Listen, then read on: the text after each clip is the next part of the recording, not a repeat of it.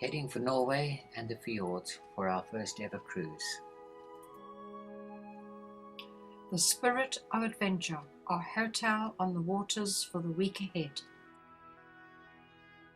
Gail getting very used to the idea of cruising very quickly. Randall proving that cruising is very catching. The formal dining room. There is also dining on the upper deck with a choice of indoors, sheltered or open dining. A lovely touch. The ladies are escorted to their tables in the formal dining room. Randall. Choices, choices, choices. Steak for Randall. And it's chicken for Gail tonight. Our cabin. Small, comfortable, and only really used for sleeping. The small touches that made our trip more luxurious. Gail's bed already made out for the evening. There was an onboard watercolouring course and Gail was only too happy to take part in it. Early morning off Bergen, Norway, and I have to make no excuses for having 2 shots in this clip of Gail. Colourful houses on the approach to Bergen. A traditional house with a turf roof, and yes, they do put goats on top to keep it trim. Having breakfast on the open deck with some of our fellow travellers.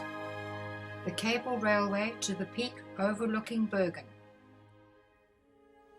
I'm a troll, boldy roll. And I turn into a seductive siren to lure you into my den for supper. You. Our ship rests in the harbour at Bergen while we walk the peak. My view of Bergen. Our ship is in the middle of the picture, far right. Coming down on an extremely steep railway, you only appreciate how steep it is when you are on it. A peaceful early morning scene in the fjords, and it won me a prize in the onboard photographic competition. More colourful houses as we dock in Flum for the Flum Rail Ride, the steepest railway in the world using conventional trains. Gail disembarks at Flum for an exciting train ride to the top of the peaks surrounding the fjord. The powerful unit about to take us up a hairpin track with many tunnels and bridges. Kjosfossen waterfall on the Flum railway. The train is stopped in a tunnel and the passengers walk back to the bridge to be able to view the spectacular waterfall. An attractive fjord flower seen on one of the stops. Once on the plateau, we disembark from the uphill train to head to a hotel for morning tea and will catch a later downhill train. In Flum, we use our ship, the Spirit of Adventure, as a backdrop. Early the next morning, we arrive at Jondal, ready for an excursion to the Folgafunna Glacier. It is so wild in winter here that the ski resort is only open from May to August. This is a deep water anchorage and we disembark by tender. A stained glass window in the small local church at Jondal.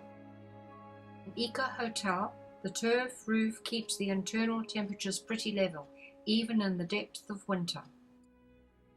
Finally, on the Folgafunna Glacier, the Folga part of the name is too far to the left to fit in. Extensive ski slopes. They had snow trikes on skis, but we did not have enough time to be able to go for a test ride. G. Gorgeous Gale on the glacier. R. Randall Rascal on the rampage. Seen from the slopes of the glacier, somewhere down in the fjord, our ship awaits our return. With a decorative sculpture on the quay, our ship rests in the deep water, with a tender full of passengers on their way to reboard.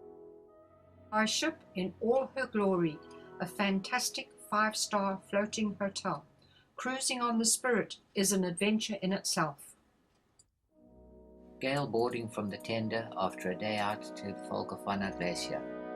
Early morning the next day, cruising the Hardangar Fjord on our way to Stavanger. We put into a small fishing port as one of our passengers had had a suspected heart attack and is being admitted to the local hospital. We were kept updated on her progress and learnt later she was flown back to England. A rainbow appears, perhaps as a reassurance that our departed passenger will be okay. On the breakfast deck, with typical fjord scenery passing behind us. Quayside at Stavanger, having arrived early in the morning and having watched the approach from the breakfast deck. We were still eating when the Artemis followed us in. 2,000 passengers to our 342, 50 buses to our 6, and they only have 2 gangways. What a performance! Thank goodness we were on a smaller, more homely ship. At long last, someone as short as me, I pose with a David Gormley figure on the Stavanger waterfront. Proving she is taller than this short, quiet stranger. Old timber buildings lean on each other for support in Stavanger. This area has been allocated funds to restore it as a bit of living history.